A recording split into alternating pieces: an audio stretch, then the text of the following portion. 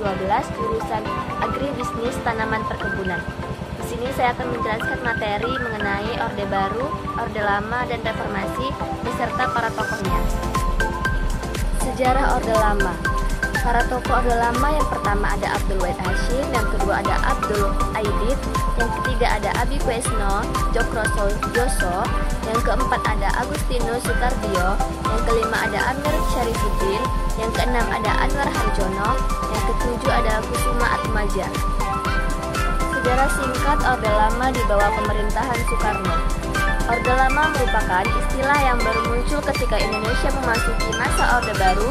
Masa Orde Lama mengacu pada sistem perpolitikan di Indonesia setelah kemerdekaan sejak tahun 1945 hingga 1966. Saat berada di masa Orde Lama, Indonesia dipimpin oleh Soekarno sebagai kepala negara sekaligus kepala pemerintah. Kelahiran Indonesia setelah kemerdekaan tahun 1945 sampai 1950, masa Orde Lama yang dipimpin Soekarno berlangsung dari 1945 sampai 1966 atau sekitar 22 tahun. Usai Indonesia menyatakan kemerdekaan, sistem pemerintah pun mulai dirombak dari presidensial menjadi parlementer. Setelah kepemimpinan berada di tangan Soeharto, maka Orde Lama beralih menjadi Orde Baru sebagai tanda pergantian pemerintahan. Itulah sejarah singkat Orde Lama yang banyak dikenal secara meluas pada masa kepemimpinan Soekarno. Sejarah singkat Orde Baru.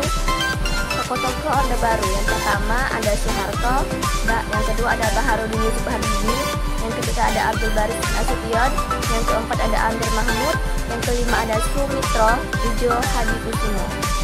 Sejarah singkat Orde Baru.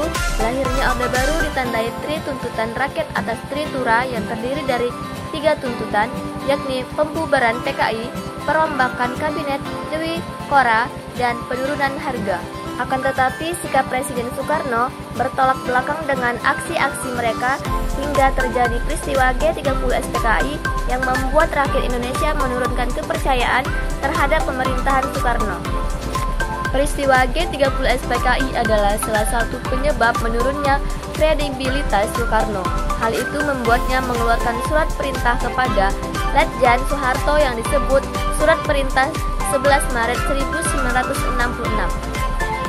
Pada tahun 1997 sampai 1998 merupakan periode baru yang menjadi masa kelam bagi rakyat Indonesia. Perekonomian yang tadinya meleset langsung mengalami penurunan, disusul dengan berakhir rezim Orde Baru. Penyebab jatuhnya Orde Baru perekonomian Indonesia yang melaju pesat dan pembangunan infrastruktur yang merata untuk masyarakat di masa Orde Baru diikuti dengan praktik korupsi, kolusi, dan nepotisme. Itulah sejarah singkat Orde Baru. Semoga dapat menambah pengetahuan tokoh-tokoh reformasi. Yang pertama ada Amin Rais, yang kedua ada B.J. Habibie, yang ketiga ada Gus Dur, yang keempat ada Megawati. Tujuan era reformasi yang pertama menangani krisis ekonomi dalam waktu sesingkat mungkin untuk menghasilkan stabilitas moneter. Yang kedua meletakkan dasar-dasar kerangka serta kegiatan reformasi, pembangunan agama dan sosial budaya yang bertujuan untuk mewujudkan masyarakat mendalami. Sekian penjelasan mengenai Orde Baru, Orde Lama, dan Reformasi.